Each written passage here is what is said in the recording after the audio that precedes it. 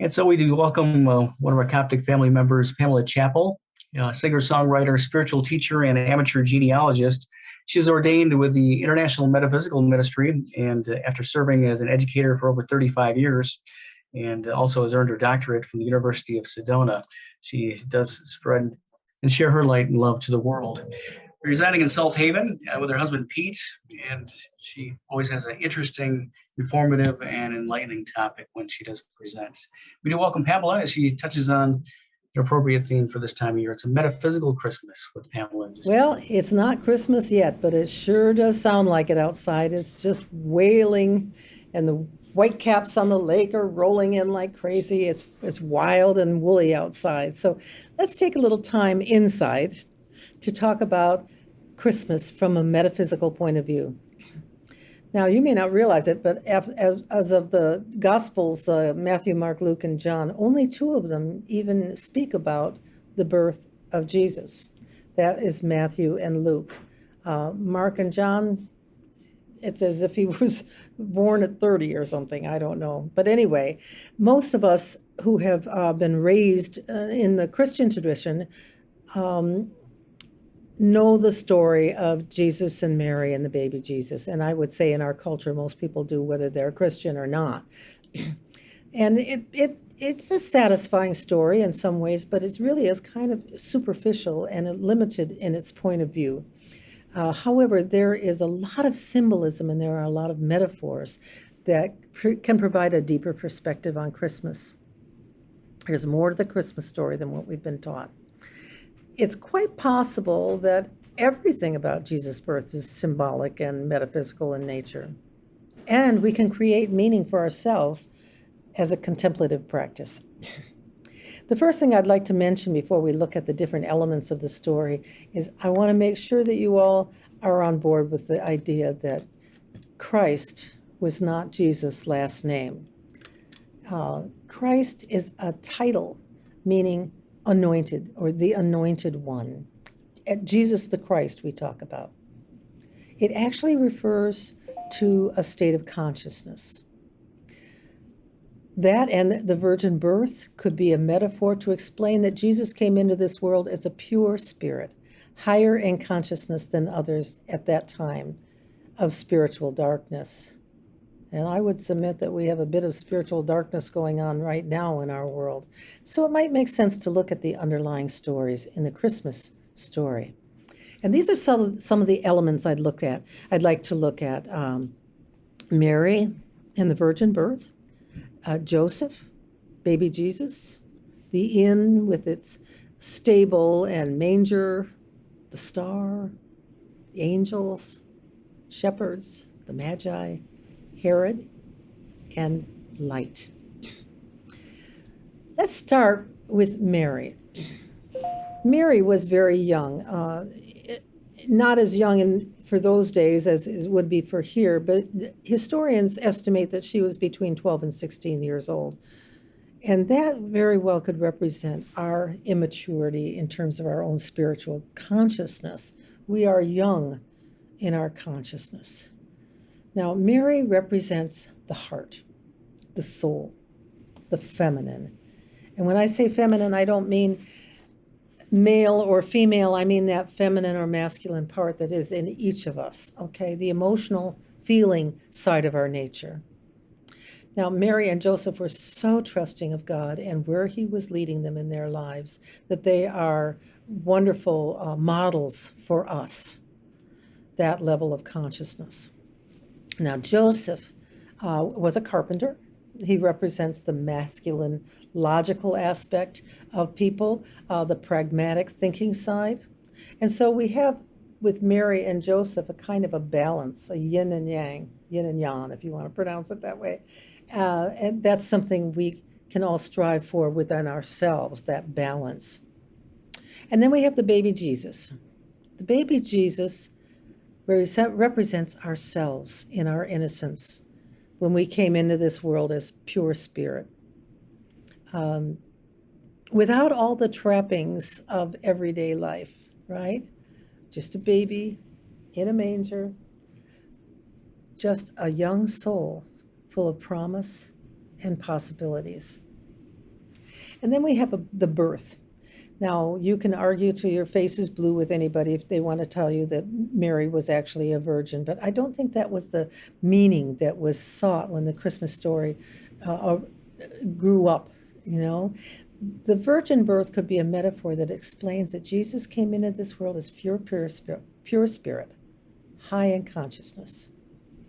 And the annual rebirth of our awareness of the Christ consciousness within is a major part of Christmas. We get this at an intuitive level. However, we're initially confined, wrapped in swaddling clothes, if you will, to the intellect's limited understanding of higher spiritual truths. But I would submit that nothing is more important, nothing is higher than to work for the birth of that divine Christ spirit within you. Just another aside, Jesus' actual birth was believed to have been the last week of May, which would make him a Gemini, representing being present in two worlds at the same time, human and spiritual. Okay, then we have the inn and the whole no room at the inn situation. The inn represents our minds, and our mind is constantly active and filling our consciousness with insignificant lower thoughts. We're too busy to go into meditation and think about spiritual things because we're so wrapped up in our materialistic day-to-day business that dominates our thoughts, okay? When Caesar Augustus required all people to go to their hometown to be registered for the census, that represents all the things we need to do, okay?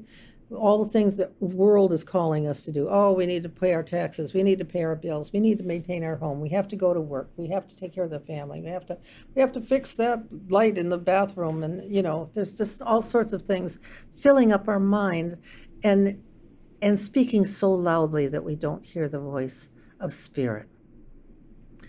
So it also represents this ego that is not enlightened, okay? It's sense-driven. And generally, it makes no room for higher spiritual truths, even though these truths underwrite all of our human experience.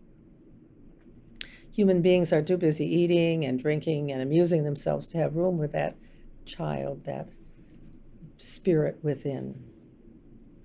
So next door to the inn, we have the stable. And the stable represents our heart. To hold and keep safe our vulnerability, we have this heart. Although we must step outside of our mind sometimes, the inn, and abandon our cluttered thoughts to get to a calm, safe, open place that acknowledges the light within. The stable represents the physical body and the connection to Mother Earth. It speaks of poverty and difficult material situations, but the image of the baby being born in the lowest of surroundings, a stable, reminds us that on a spiritual level, there is no rich, there is no poor, weak or strong. We are all equal, right? And then we have the shepherds.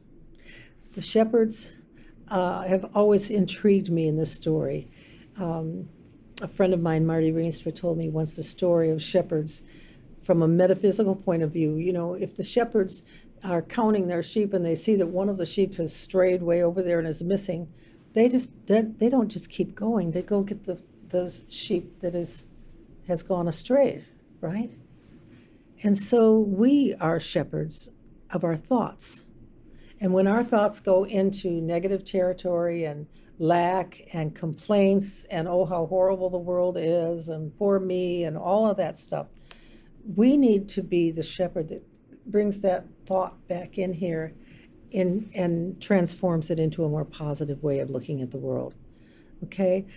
Our thoughts are not who we are. We are the shepherds of our thoughts. Now, I also wanted to mention that the shepherds were told, as the story goes, in Luke, the shepherds were told by an angel that a baby has been born, and so forth, and that there would be a star that would guide them, and they could go visit this baby. So I just wanted to mention that it's an amazing thing, the amount of faith these people had.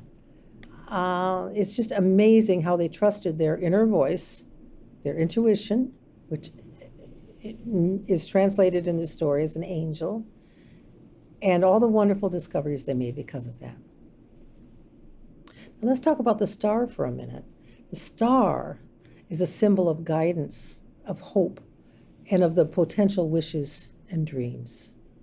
The star is a higher light that is always with us and enters the pineal gland of the brain, the third eye, okay? It's all about intuition. It's a light that nourishes, a comforting, healing, purifying, revitalizing light. And then we come to the Magi, or the wise men. This is spoken of in Matthew. The wise men coming from the east. Sometimes they're called kings. Other times they're just called wise men. And nowhere in the Bible does it say there were three. That was conjecture from other sources, huh? But they come from the east, and they represent new thoughts and information, enlightenment that comes from the right side of the brain. That's the intuitive, artistic side of the brain. The Magi represent the wisdom from the east that we can draw from us as if we're open to receive it, including the wisdom from Hamid Bey, certainly, which is so rich and so fundamental to a spiritual life. So let's look for a minute at the gifts that the Magi brought. We're told they brought gold. Now, gold represents our material possessions, which when we lose our attachments to them, they become a force for good and a powerful magnet for everything we truly need in life. That reminds us that we are co-creators of our reality, right? Frankincense. Frankincense is an essential oil used for healing and religious ceremonies. It represents the healing power within each of us. So frankincense refers both to riches and possessions and spiritual aspiration, prayerful atmosphere. Myrrh, interestingly enough, is an embalming fluid. So it speaks to death. And when it speaks to death, it also speaks to resurrection. Now, in more current times, Steve Jobs once said, "Death is the single best invention of life. It is life's change agent. It clears out the old to make way for the new."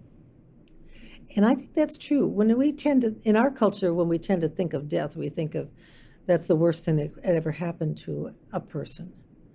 But I don't know that that's true.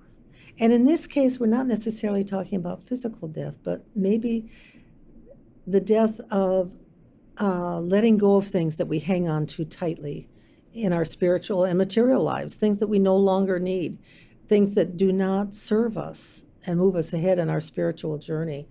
We're given the opportunity to begin our lives anew each and every day, but most especially at Christmas. We can commit to allowing the old thoughts and behaviors within us to die so that they can be reborn into thoughts and behaviors of light. Now, I'd like to mention something about Herod. King Herod, the bad guy in the story.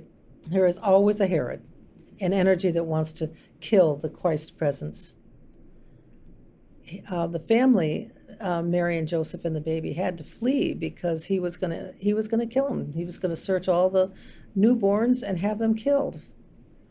So when the family needed to flee, that could be symbolic of our need to take a different direction in our lives, to move away from our ego. Herod represents the ego, always threatened by something new happening in our lives. It's the energy that wants to kill the birth of light. But we also have the angel, or angels. Now, you might remember from an early part in the story that an angel convinced Joseph to stand by Mary, even though they weren't married and she was pregnant. The angel told Mary, but then later appeared to Joseph and told him too. So he was a good man and he stood by her. Let me tell you, those angels were busy the night that Jesus was born. They appeared to the shepherds, they appeared to the Magi, they appeared to Mary. Angels are messengers. And sometimes the messages that come from source, from God, come in the form of intuition. Not always, but sometimes. But I firmly believe that God hasn't stopped talking. And one way that we can hear the message from Spirit is to take the time to go within and be silent and listen. If we listen with an open heart, we will hear. And then we come to the last element I wanted to address, and that is the element of light. Now, Christmas is a time of peace and love and joy, and it has also become synonymous with light. If you've driven around at all during this time, you've seen lights on houses that were never there the rest of the time of the year. Lights strung in downtown, Christmas trees, all sorts of things. Christmas and light go together. It's been suggested this might be a remnant from people being afraid that the sun was going away forever during the winter solstice. And so they had to celebrate light and make sure that it would come back to them. I don't know if that's true, but I know that in John, Jesus said, "I am the light of the world." And later he also said, "You are the light of the world." So in considering the Christmas story, you might want to ask, what's important to me or catches my imagination this year? And you may want to do some thinking yourself on your own symbology, your own metaphors that are woven into the fabric of this story. It may be a call into the quiet to hear your intuition. Or trusting your intuition, following up with your intellect. They can be good partners. Christmas is the highest positive energy time of the year. There's more joy, peace, and love shared during this time, as well as the highest number of human transitions to the spirit realm. It's a good idea to understand the metaphysical and spiritual meaning of this holiday, which is not a religious holiday alone. It doesn't matter if you are Christian, Muslim, Jewish, Hindu, or whatever. The primary storyline is in birthing one's inner radiance, the Christ consciousness. Christmas is indeed a day of celebration. Metaphysically, it's an opportunity to review where we are spiritually, to feel the rebirth of our own spiritual source within, and to resolve to keep our light like a candle in the window that can be a beacon of hope for others. And I leave that with you with love and blessings. That certainly gets you into the Christmas spirit and seasons spirit for all world religions, beliefs, and philosophies, Pam. Thank you. And nice to look at it as an inward journey of introspection and being in that energies of light and love, as you touched on within that. And it certainly is a time of transition for us all at this time, and now more than ever, it's really good to look inward and feel the Christ consciousness, love, and Buddha and others, if you choose to go into that belief system and philosophy as well, or embrace them all as we do as Coptics. So does anybody else have comments and suggestions for Pamela tonight? She gave a wonderful topic for a wonderful time of year. Well, Pam, you asked us to think about what is it about the Christmas story this year that particularly speaks to us? Yes. And I was feeling like nothing, it's the same set of the same ideas over and over. And recently it's all changed for me because I see a parallel that we're on the precipice of the inception of a new consciousness being birthed, evolutionary, wise, And it's just the same parallel to Jesus's birth, that they were on the same precipice and we're at that same place in a new cycle. And that really touches me deeply. I love that, Diane. I think that's very true. And I think it's hard for us to see because there's so much confusion and conflict going on in the outside world right now. But that always accompanies change, you know? Yeah. So, I yeah. was able to speak these words in my sermon this morning, that we are on the precipice of this change, and some of us are looking to go back to the way things were, and that is a futile effort. Yeah. And it just felt so good to say that. If I may, Pamela, with today being 12/12, and the 10-day activation or window of 12/12 and 12/21, and so there's this cosmic gateway that's open right now and activated, more so now than ever, I think, because we're in the band of light in the Potan belt. So things are very ripe to really embrace this higher consciousness and unity and such. And I kind of see it as a compression that a lot of people are being squeezed right now. But like a car engine, when you have that compression, then there's a spark. Mm. And I think in this month, especially this winter, is going to be tough for a lot of people. But there's going to be that spark, and then there's the explosion. And I kind of see this explosion as more of a spiritual explosion. And that there's going to be a grand awakening on the horizon. We just got to stay true to the light and realize that chaos is just uncertain order. That's all part of the divine plan. But it's interesting with this 10-day window, and then there's Christmas a few days later, which is all about the light.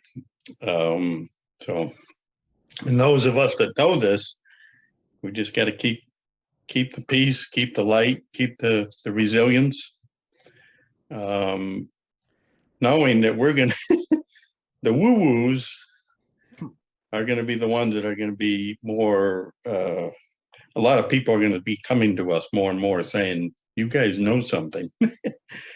And I think, so your message is very applicable, and we are going back to what was thousands of years ago, because that's just part of the cycle. So, yeah. I have to tell a little aside here. 9 years ago today, I was just looking at, on Facebook, sometimes they'll give you a memory from a few years back. And there was one that from 9 years ago when I married this couple. I officiated at their wedding. And I was confused because they asked me to do a wedding on a Wednesday at this nature center that's not too far from us. And I don't see a lot of weddings happening on Wednesday, but that was all right. And they wanted it to be at noon. Well, I didn't realize until I got there that, yes, I married them on 12/12/12 at 12 o'clock. So John would have a holiday with that, I think, in terms of numerically, but yeah. Well, I think there's no coincidence that Jesus had 12 disciples. You've got the number right there. And I just did the numbers on it, and it's a very, very powerful day. There's a reason he had 12. He had 12. One is masculine, two is feminine, and three is communication of positivity, love, and light for all people of all nations. We're here to send love and light to the world. We are world servers. And that means praying every day. Praying every day. And just go into your heart every day and say, I pray for the light of the world. I pray for all people. And to activate the light of the world, we are impacting the entire planet. We are loving everybody, because all people in the world are our brothers and sisters. We lived in all those countries, and then we came to America, and now we are here to, again, spread the word that all are wonderful, all are fantastic, and every businessman will have the best business ever, and everything that happens is going to be positive, love and light, of anointing people to be the light of the world. Oh, it's a powerful word, okay. But if it's for all other people, you got it. Wow. You're here for all people, of all nations, of all religions. If we keep on feeding that, guess what? It manifests, becomes a reality, becomes powerful, becomes love, joy, everything's positive. Accentuate the positive, eliminate the negative, don't matter with this or in between. We got it. You know, if the term brotherhood and sisterhood were more out in the forefront, just those two words could change a lot of people's thinking. It's words, you know, are what we say, it's our thoughts. And the other thing that I'm so mindful of, or that touches me at Christmas, is the light of the world was supposedly, the Christmas story, born in a manger, a humble, you know, he wasn't born in a temple. He didn't have clothes of satin and chiffon and all that draped around him. If that isn't enough for the down and out and humble people to resonate with, I mean, he came for everybody. He was born with humble beginnings. So that alone, I think there's a big message there. So. Nancy, it's Rose. I was able to unmute myself. Oh, Hello. good. Yay. Yay. Hi, all. I would like to draw attention to the fact that we have Sal Sapienza with us. He's listening today. He is the pastor at the church that Pete and I go to in Douglas. Douglas Met UCC. Sal, didn't we? It's a remarkable church. And he has been a guest speaker with the Coptics before. A wonderful man. Hi, Sal. Glad you're here. Oh, thank you, Pam. Hi, Coptic Center friends. Hello, John Hi, David. Sal. Hey, Sal. Love seeing you. I'm so grateful to join you on this powerful day, 12/12/21, and to learn from our friend Pam. Pam was at our service this morning.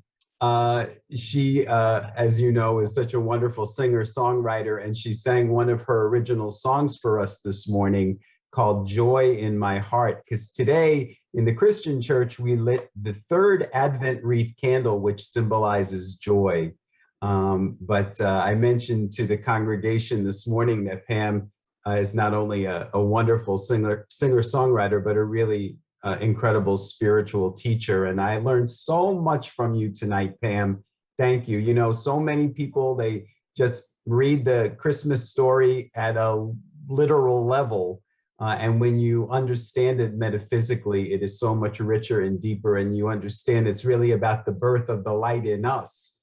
Mhm. And I love the way you went through each of the parts of the story. I was busy taking notes, but then I remembered, Pam, you said you were going to share your notes with me. So, so thank you.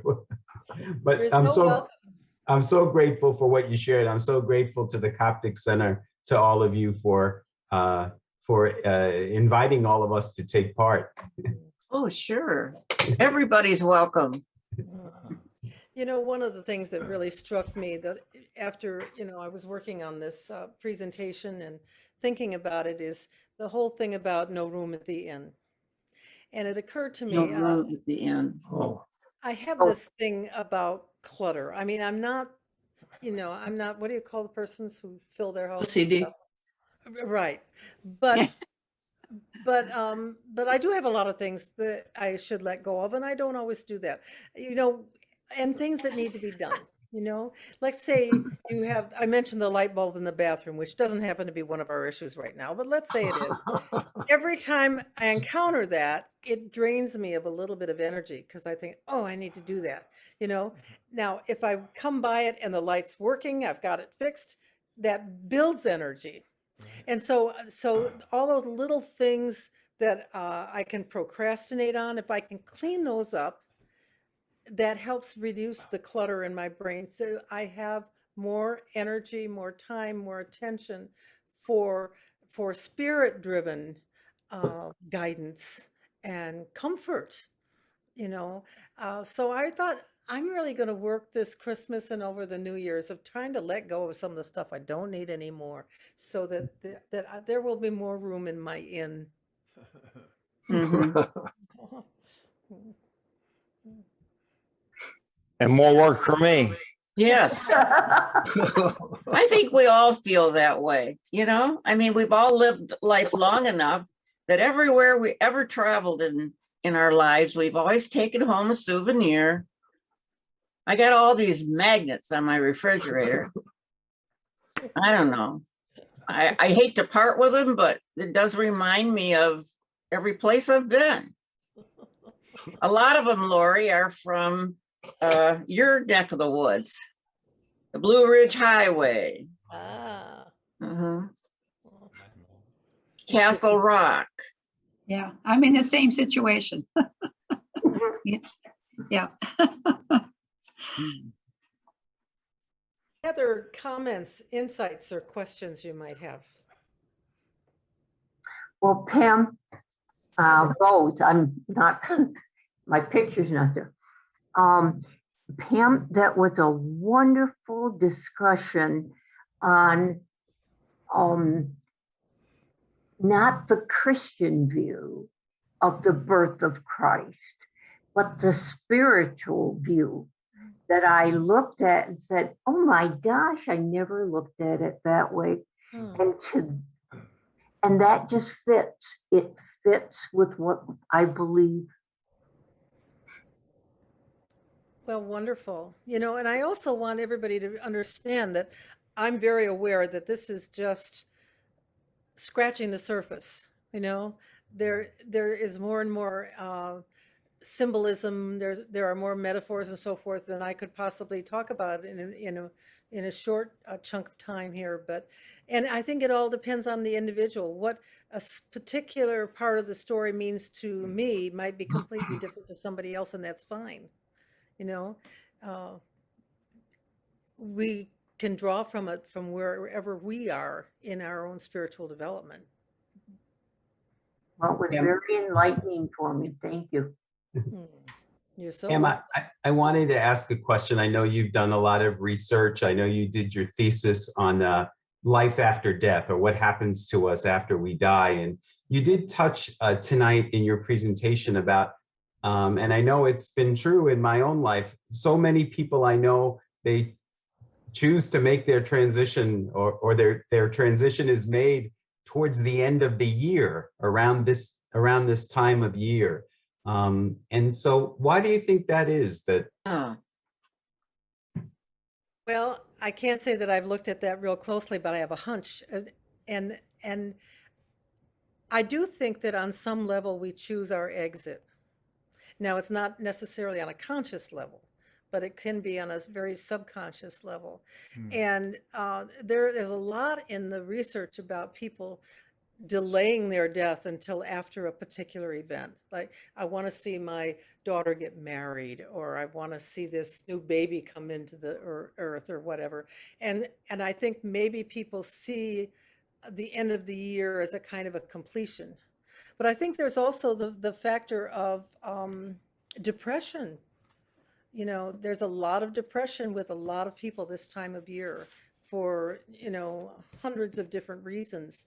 But especially, I think people who've had recent loss of loved ones to face another year without those people in their lives.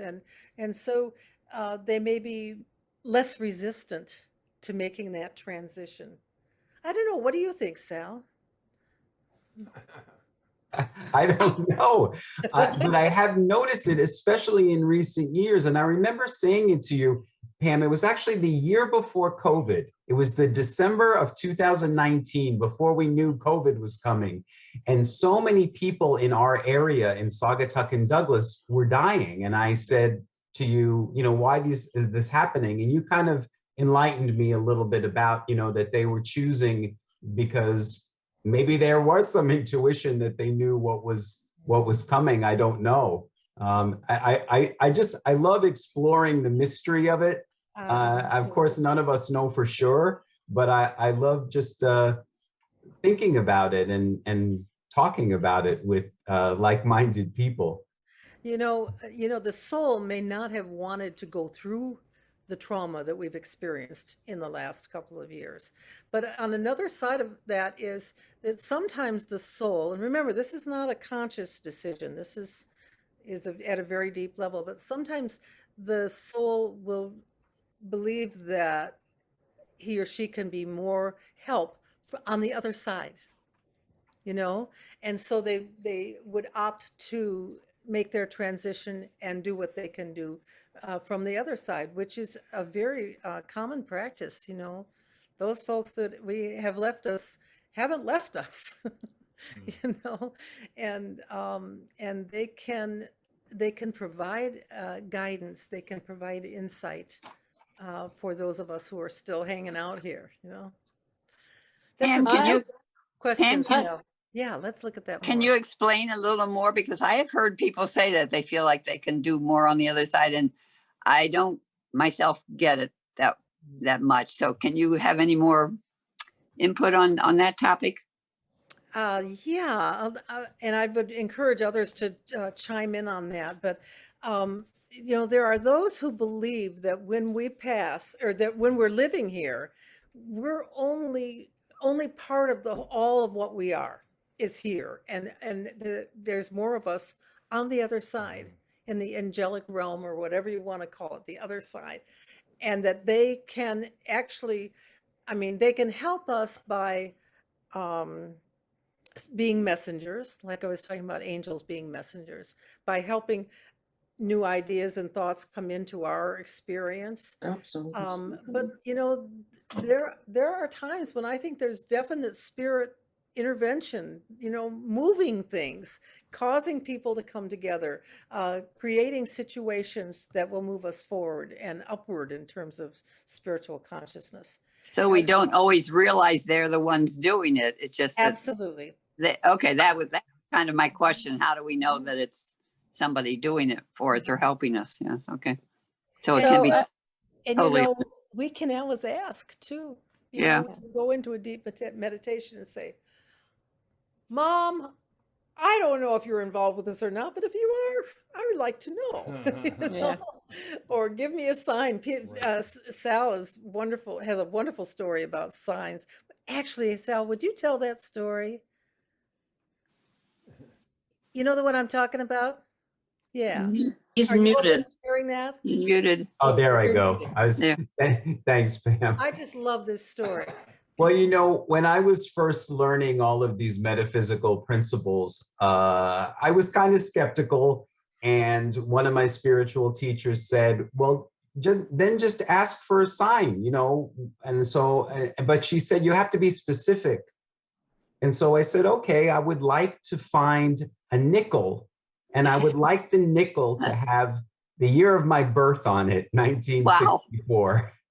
So I was very specific. And so I set that intention, and then I was on the lookout for change or for coins, you know, just to find them. And so I was finding pennies and I was finding quarters, but I wasn't quite finding nickels. But then I got word that my mom was dying and I needed to fly to New York to be with her. And I took down my suitcase to pack. And when I opened up my suitcase, there in the center of the suitcase was a nickel. And when I looked at it, it said 1964 on it. Oh, Wow. It really, so I have it and I framed it. Yeah. So Wow. yes, I know what Pam is saying, that when we ask for signs, we do receive them. Diane, I'm sorry. I know you were trying to share something. Yeah, well, I have two things. One is it's part of the Unity lore that Myrtle Fillmore, one of the co-founders, she told her co-workers, I'm going to go home and I'm going to make my transition because I think I can work better from the other side now. And she went home and she died within 10 days. And you know, she said that publicly, that she wanted to work from the other side now. But I wanted to say about this phenomenon of you know, numbers of people dying at the same time. So I have a theory about that. I have noticed that, but it's not metaphysical. It's more like holistic. And what I feel like I observe is that people's life force, you know, is strengthened in the summertime when there's heat and light and activity, you know, and the earth is thriving. And the life force wanes. And so death That makes sense. from illness is more, you know, people succumb to it more easily, especially people who are old and frail. And if they, you know, survive through the following fall and winter, oftentimes when spring comes, it's like it's just too much for them. A lot of people die in April and May, I've noticed. Anyway, I think it has to do with the cycle sometimes on just on a purely physical level, with the cycle of the amount of vitality that our bodies derive from the natural cycles of Mother Earth.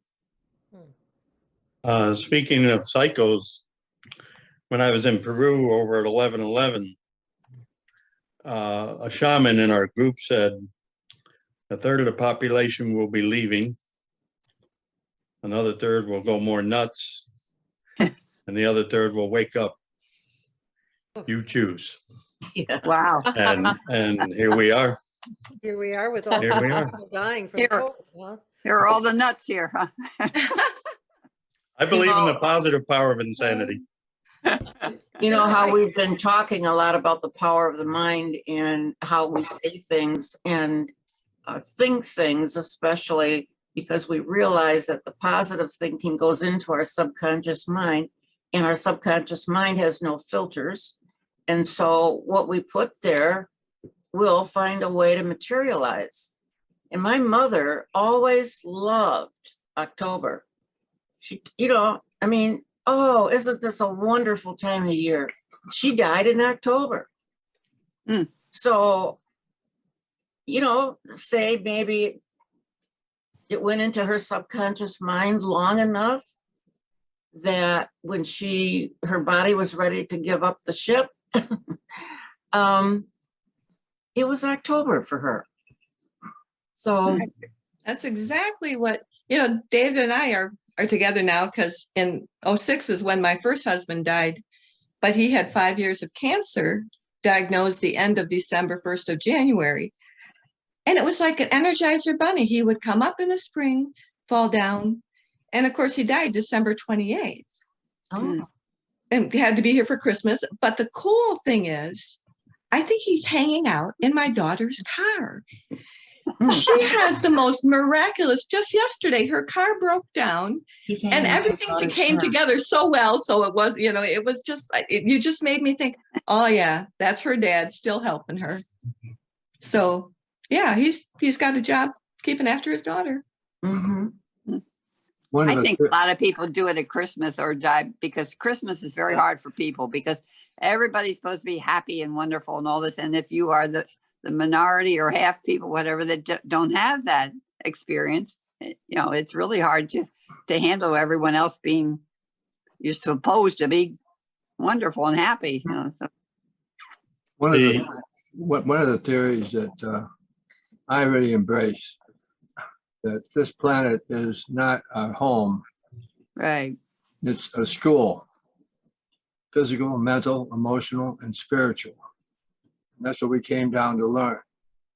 And when we go through the tests of life, we have to master each of them before we graduate from our school.